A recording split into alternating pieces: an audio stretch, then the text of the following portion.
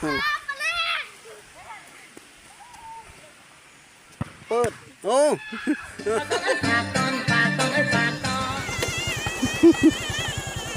ตาย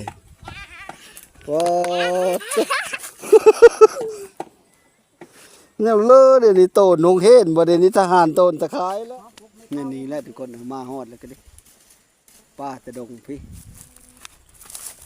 เก็บมันน้ำลุงสองทางติดต่อมนต์ซ้อเสียงผู้ไทย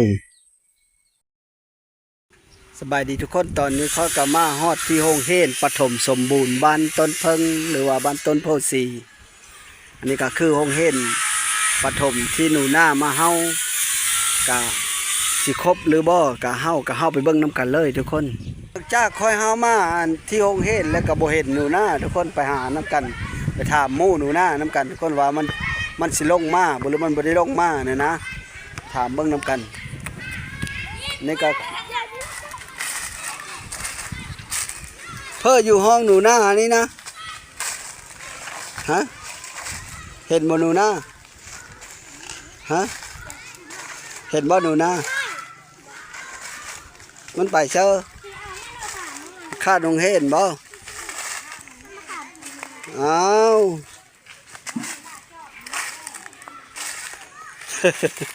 ข้าดงเห็นเลยเนาะข้าชมมื้อนี้บ่หรือว่าข้าหลายเธอแล้ว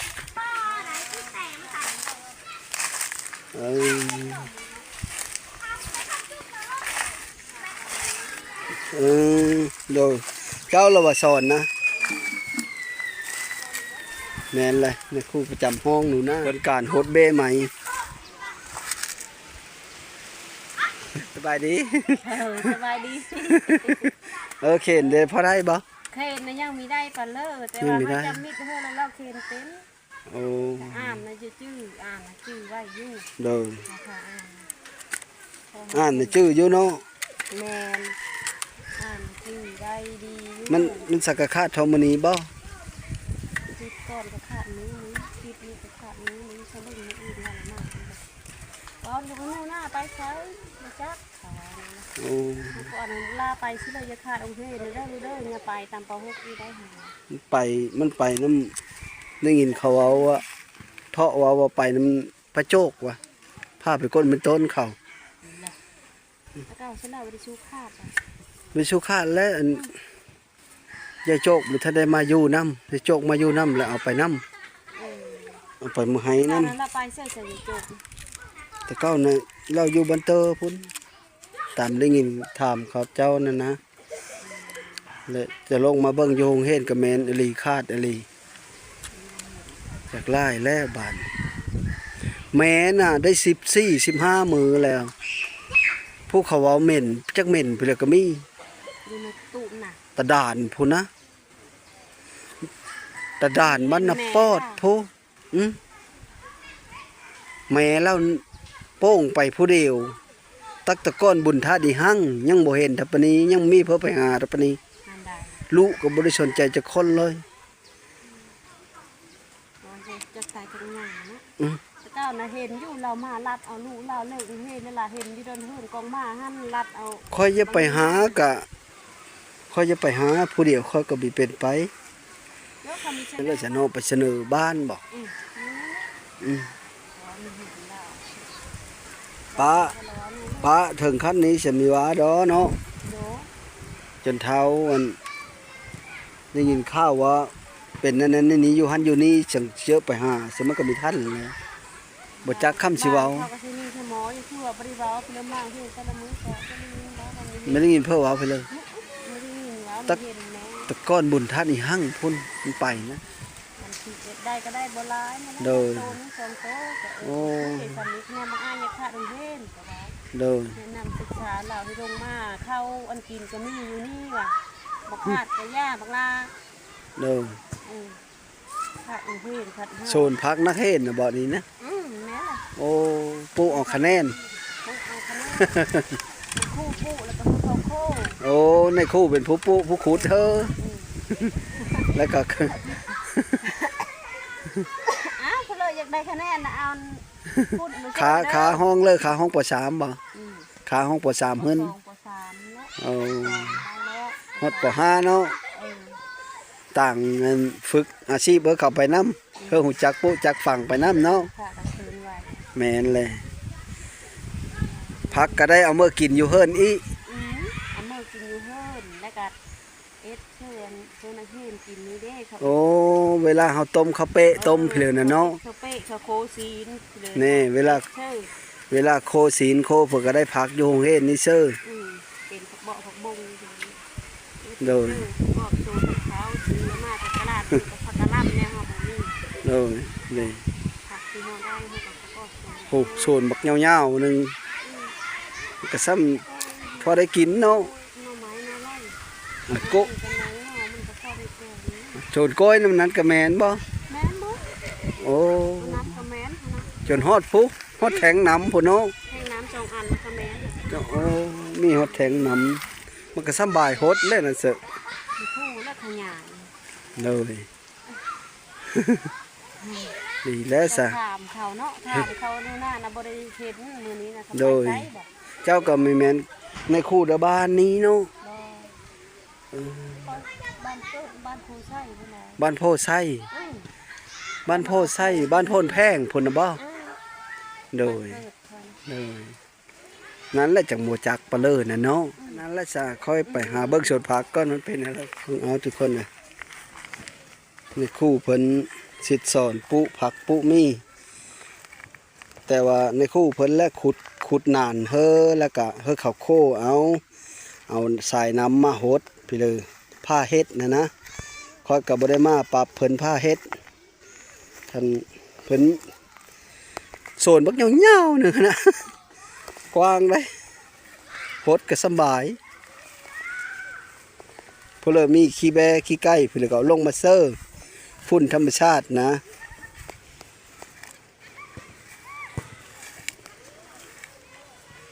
เพิ่นสิเฮ็ดนานยาวๆนานเพื่อนานมั่นเลยนักเห็นแต่ละคนเลยนี่ผู้หนึงก็นานหนึงผู้หนึงก็นานหนึงรับผิดชอบนี่นะ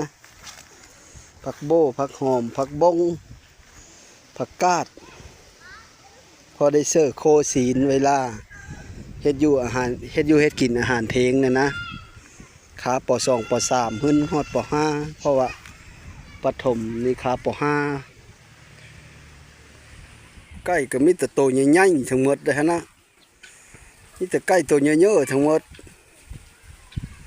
โอ้หลายเลยไก่นักเห็นกันดินะทิมหน้าข้าบ่หรือทิมสิงดง ฮะ ทิมงูสลิงบ่เอาแล้วเอ้าโอ้เฮาคักๆเฮาคักๆโอ้เฮาคักๆ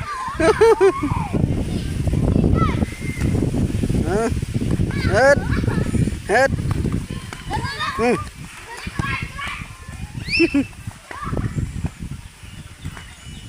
เฮาบ่เลยเฮารถบัดนี้เฮารถนี่เอาบีหรือดาบีทิ่มนี่นะเฮาบัดนี้ เรียบร้อย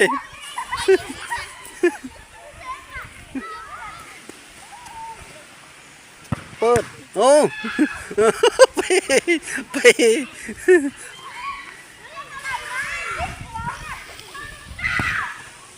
เฮาบ่โอ้เฮาแล้ว2 ประตูเลย2-0แล้วคือว่าตอนนั้นทีมนั้นน่ะบีทีมนี้ตลอดผลสุดท้ายผลเซฟประตูทีมทั่วโตเขาบี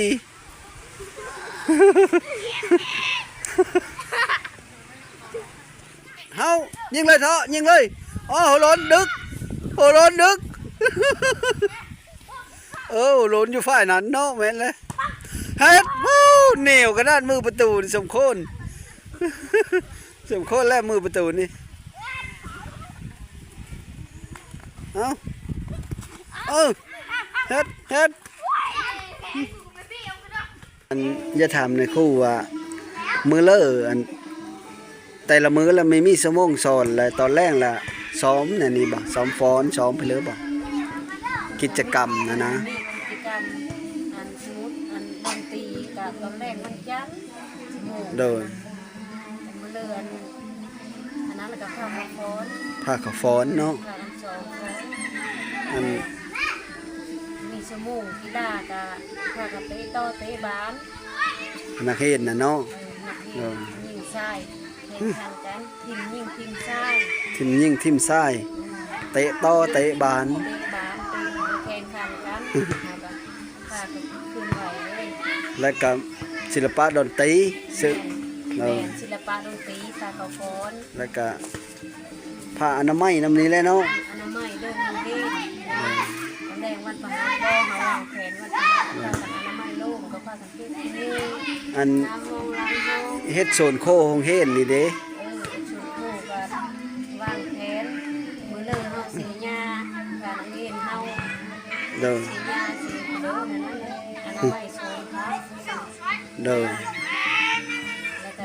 เอาฝุ่นก็มีแต่ฝุ่นธรรมชาติซื้อครับบ่มีฝุ่นเคมีนะ ขี้แบขี้ไก่พี่เลยนี่แหละเนาะ ขี้แบขี้ไก่ขี้เป็ดนั่นบ่เขาลงมาเอาคะแนนเด้อเขาก็ลงมา ลงมาเนาะลงมาแล้วก็ ลงมาแล้วก็มันผ้าเขาเฮ็ดอีกสีหญ้าแล้ว นั่นแหละจัง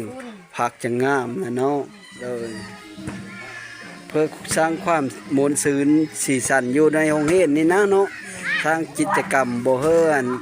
แบบผ้าเขาเคลื่อนไหวศิลปะ เด้อ ต่าง เด้อ ๆเคลื่อนไหวศิลปะดนตรีเคลื่อนไหวกีฬาเคลื่อนไหวห้องให้งาน เด้อ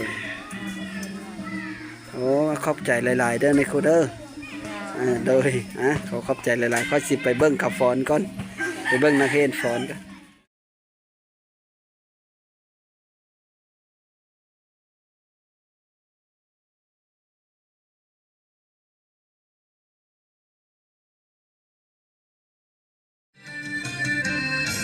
โอ้นบมีพร้อมกัน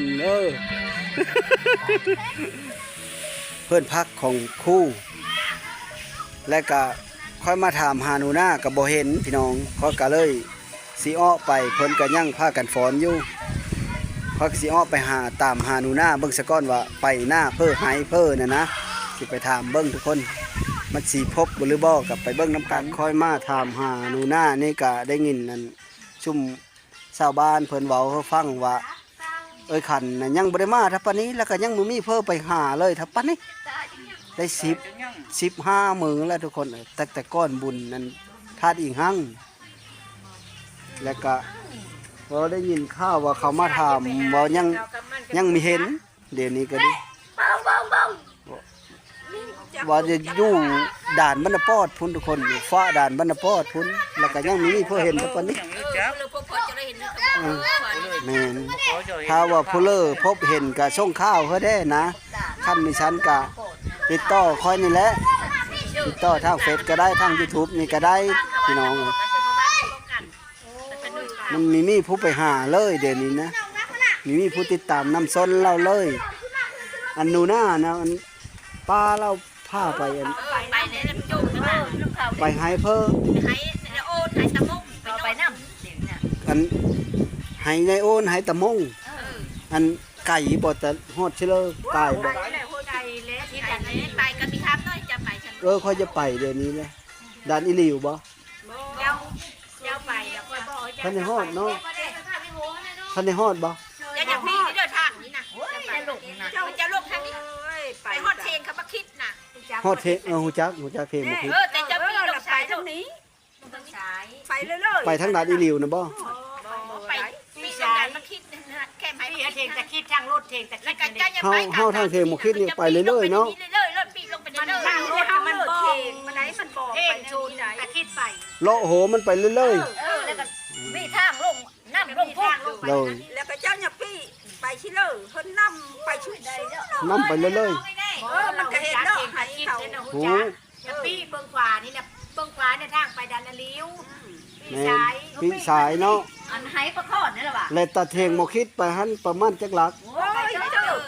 ไปเติบ มีขาเดินได้แบบจะไปที่รถ กายด่านแต้อีก รถซ้ายดันเต้ วางรับป่ายนี่แหละ ประมาณหลักปลายไก่ไปเลยเนาะ ก็ไปให้ถ้าเจ้าจะไปเมื่อเช้าเอา บอกเขาจะไปเดี๋ยวนี้จะไปหาหนูหน้านะ ไปได้ลูกเล่าที่ รถจักรน่ะไปนำบ่จ้างคนไปนำหั่น นั่นแล้วก็ตามค่อยสิไป ไปเบิ่งว่าสิเห็นหรือบ่ก็บ่จักอย่าไปเฮามันฮอดนะ ไปด่านฮอดจานด่าน ครบคนก็ถามเนาะครบคนก็ถาม ใช้เลย ไปสายนั้นเลยอันหน้าเพื่อว่าลืมนะ ตะมง หน้าตะมง นี่หน้า หายกับห้อง ไหเนาะ อ้อแล้วว่านักกินควายมันอ้อแล้วบ่ อ้อนอนเตอ จะไร เดี๋ยวหน่อยนะมันทำมากินควายได้ตะมงอ้อแล้วอ้อแล้วอ้อแล้วบ่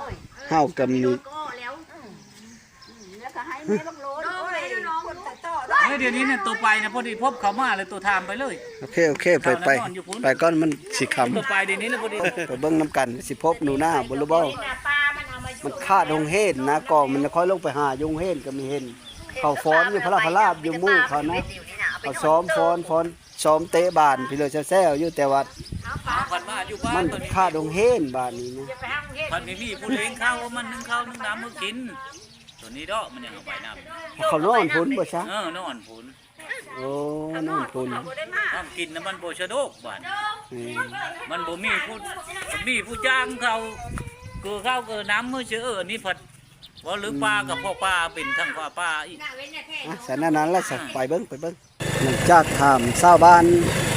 เพิ่นบอกเฮาแล้วว่าหนูหน้าไปหน้าตะมงแล้วก็ค่อยกับสิพาทุกคนไปเบิ้ง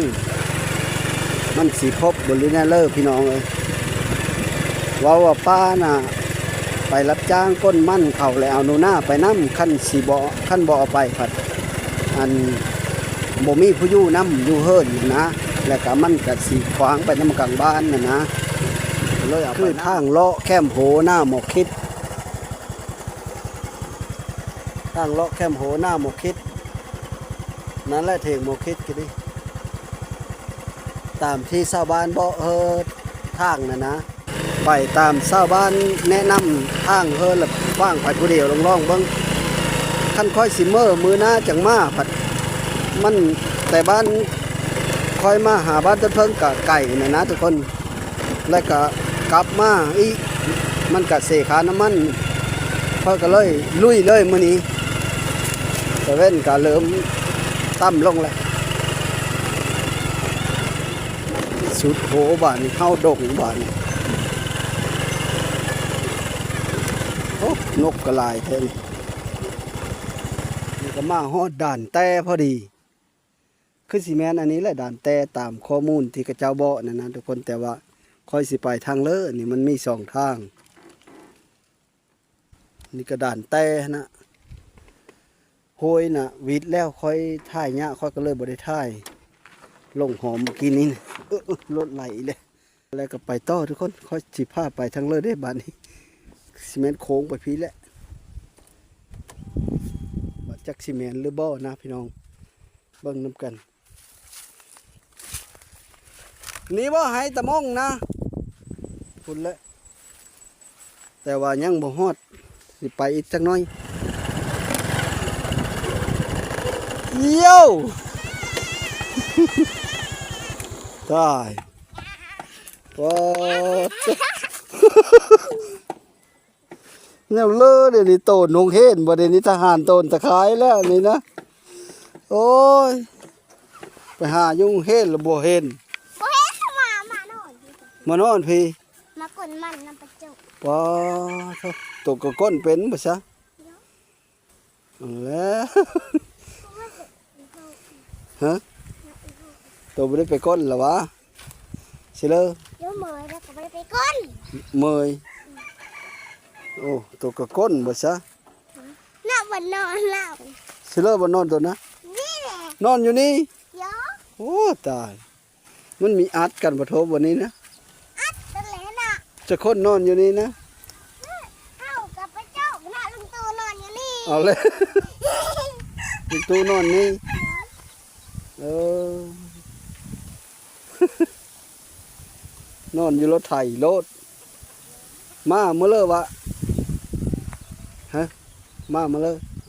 อ่ะสบายดีเด้สบายดีเด้ สบายดี พ่อแม่ พ่อแม่ พี่น้องทั้งหลาย พี่น้องทั้งหลาย เป็นเลิศจังคาดหงเฮน เดี๋ยวเถอะ มีผู้อยู่น้ำบ่ประโจกมาก้นมันละมาน้ำเพิ่นเนาะ นข้าวกับเพิ่มมื้อนี้ เข้ากับไก่ ไก่โอ้แซ่บบ่ มาไก่เราไม่ใช่ไก่ตัวนั้นเมื่อกี้นี่นะ ฮะ ไก่ตัวแกงนี่ โอ้ แกงเมื่อเล็ก จักคนมานะจักคนมา เล็กนะอันนี้ละกัน เออ อันนั้นกระจกกระเห้าอันนั้น โอ้อันนั้นบ่จักชื่อกับเจ้าบ่ ก็จะอยู่ผู้เดียวนี่เนาะ มาบ้านนี่บ่ ว่า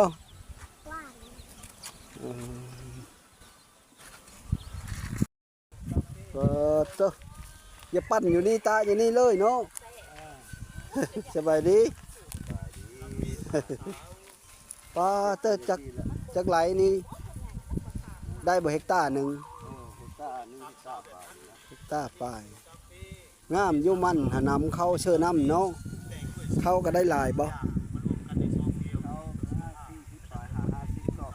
โอ้ได้หดเกือบ50ชอบเนาะ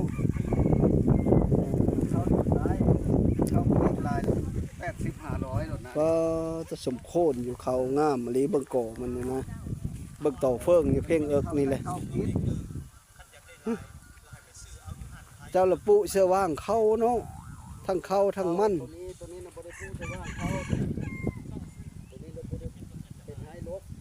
ไฮโลก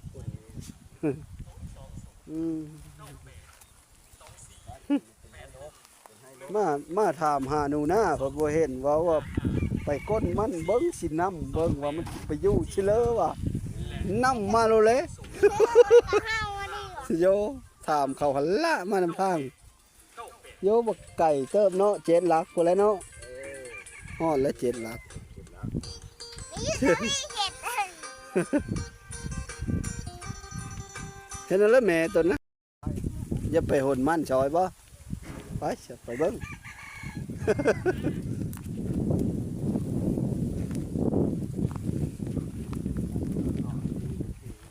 แม่นเว้ยมันก็โหนน้อยๆนึงบ่ได้เยอะเปเลยดอกเนาะบ่อนเยอะก็มีเนาะ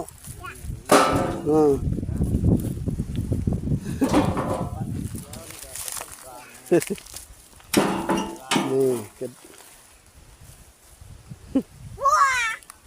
ก็ปั้นเนาะ หัวเงี้ยว เก็บโอ้ เหลืองเลยปลาปลาปูนี่สนุกมันพี่เลอนี่มันตะเกียวนะบ่ พอแล้วคนตะงอนปอดเป็นเม็ดผู้นี้นะเม็ดปลาหายผู้เลย ได้เล่มเสร็จอยู่เล่มขายว่านนี้ได้2 ล้านปลาย 700 ต่อกิโลเด้ นี่ แต่200ยัง200ปลายยังบ่ฮอดต้นนะ โอ้ มือนี่ก่อนเนาะ ยังเศร้าผมเลยเพิ่นลุงเอาไปไว้จิก้อนเนาะโพะบ่หรือลุงโพะบ่ เอิ้นโพะเมะบ่ เห็นแล้วจึงได้กินขนมจะมาแต่อยู่แต่ป้าแต่ดงสินะบ่นะเห็นแล้วจึงได้กินขนมเอาเฮาพุ่นเลยบ่อยู่บ้านเฉพาะได้กินอยู่บ่เนี่ยไม่โดยหรอวะเห็นแล้วสักขาดงเห็นนี่นะ กระเห้าเหรอ เอาก็เฮาเลยวันจันทร์เลยมื้ออื่นพุ่นเลย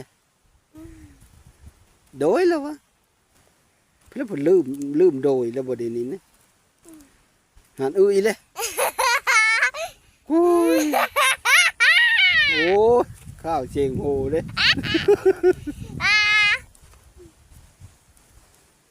ซื้อผลไม้โต๊ะเฮายันมีจากบ่อนตัวอยู่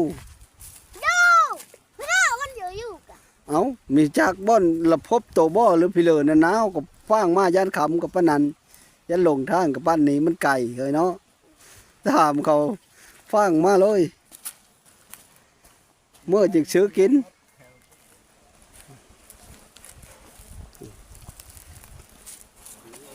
ทางนี้ไปนี่เขาก็ได้700ปลายแล้วยัง200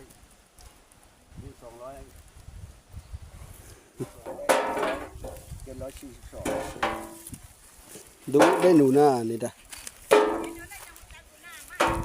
โยคอยลงหงเฮนและถามเขาเว้ามันไปก้นมันน้ำปลาแล้ววะโอ้ปลามันผ้าโตนหงเฮนแล้วบ่คอยเว้าเป็นเย็บมาก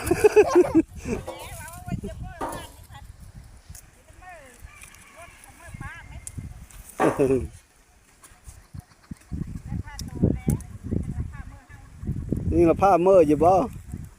เออ เขาเฮ็ดแล้วเขาเฮ็ดที่ ปลาโจกเพิ่นปุ๊นะเราอยู่นั่นแหละคอยเฮ็ดกลางมุ้งนอนอยู่แต่ผู้พุ่นนั่นแหละอยู่แต่ตู้บ่อนมันเล่าเฮ็ดเองนั่นแหละเขาเว้าสิขึ้นเหม็นจังเหม็นไปเลยแหล้วเขาเว้า แม่นบ่หมิ่นเลยนะ จะเลย เพื่อเขาไปติดตามแล้ว มีผู้ไปเห็นเลย ชอบเห็นแล้วมันมดแล้วได้ สมมุติว่าเฮาไปผู้หนึงผู้เดียวนี่ก็เขาก็บ่กล้าไปเบิ่งเด้ ยานเพื่อ เขาก็ย้านเลย ย่านเหล่าแก่งขอนเจอย่านพิโรชมปีนั่นแหละคันเรา คันเล่าย่าง คันเรายั่งก็ดีคันเราเป็นนั่นนั้นก็ย่านหมู่หาเลิงหาเท่าเชิญเลย บ่มันเป็นตาหน้าไอ้ยืงผู้เจ้า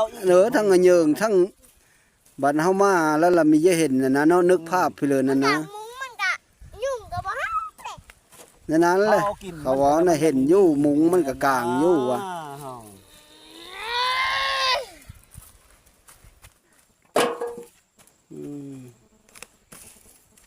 ดูลีหนูหน้านี่เนาะขยันขนาด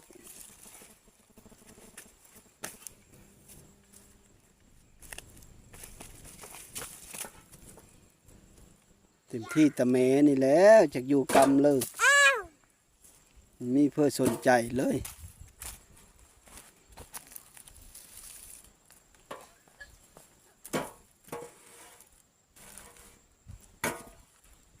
เคยจะขำละตะเว้นก็จะพลาดไปไหมล่ะ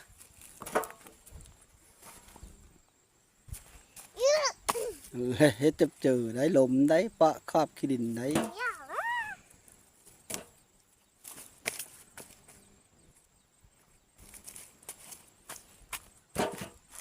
ผู้ละหายน่ะ อื้อหือ นี่คู่บ่ได้เห็น อยู่ทะเลเฮ็ดตัวไม่ได้ไปเฮา เราในกู้มีเห็นวะ มีเห็นนั่นแล้วเขาไปถามหา มีเห็นโตอยู่วงเห็นก็แสดงว่าโตมีอยู่เลยโตคาดเลย ขาดไปน้ำปากเออ ผู้นอนกันจะดุจริง มึงแม่สับไปโจกกันหน่อยอยู่พี่สับ ฮะไม่ได้เบิดกับบ้านนี้บ่เฮ็ดเนาะ เยอะเยอะเยอะเยอะเยอะเยอะเยอะเยอะ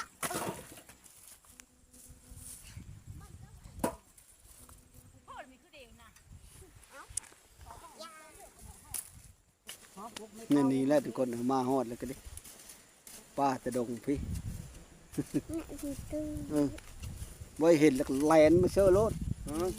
หนูหน้านะแลนมาเชื่อคอยมาแล้วก็ปั๊บรถ เอาแล้วจังหวะน่ะ นี่แหละปลาหนูหน้ากันเลยถ้าคันหากุดมันก้นมัน อาตับกันนะ อาบน้ำสิเลิกแมลงนี่นะอาบสิได้นะมีแตะกี้ดินทั้งหมดเด้อ ได้อาบเลยคืนนี้กับภาพ ก็แนวตายซักแห้งหมดเลย มันเป็นมาแต่ป้ามันพุ่นว่าเสียว่าเพื่อแต่ว่าเพื่อแต่เฮอหลานสะอาดป้าก็ซักแห้งใส่ชุดลงต้มนอนเลยบ่ใส่ชุดลงต้มนอนเลยชุดเฮ็ดงานน่ะหนุ่งนอนเลย พัดคอนเสิร์ตนี่แหละ ก็แต่แนวตาย เอาก็ ใส่ชุดลงต้มนอนโลด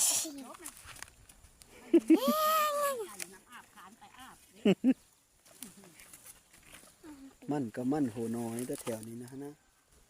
โหน้อยๆหนึง ไอ้ยังดู เจ้าคุณเสือโหใหญ่อยู่ดอกโซนไม้ มันมาว่าตา แล้วเฮ็ดนั่นเลยสัก เราไปหาเล่าเนี่ยเลยฉันนี่นะเว้าดู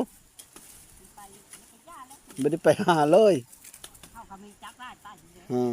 เราว่ามีจักไล่ไปเลยไปหาแม่ เขาก็ นู เบิ่ นาง มันอะไรเบิ่งมันดีสิเลย ไปไกลเขตไกลเดนเลยลูกเต้ากับ มันก็อยู่ไปใหม่เนี่ยป่ะไปอันเต่าเอ้ย มีผู้ ถ้วย เต้นผู้แลนหาเลย ถ้วยมันก็มาทิ่มยอดเลยเนาะ นี่ก็ข้อก็มาบอกเจ้าบอกข้าวให้เจ้าตามเขาเห็นเขาเว้านั่นแหละ จ้าจ้า การไปคันละลูก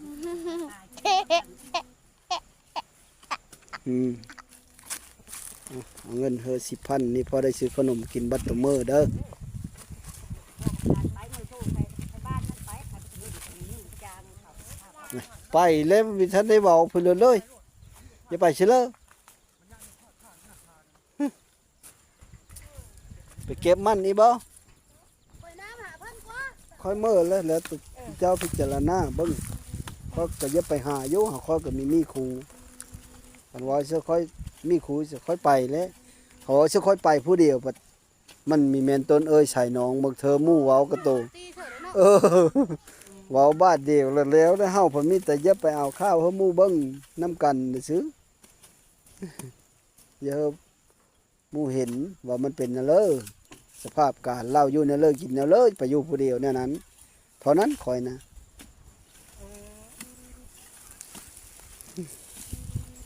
แล้วคอยเมื่อแล้วได้เด้อ มืออยู่ดีมีแห้ง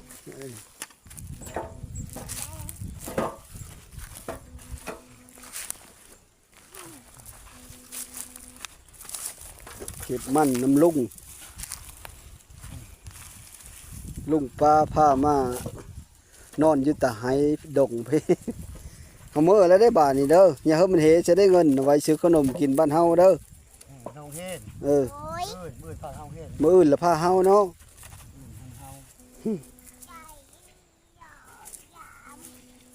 มาฮอนนี้ก็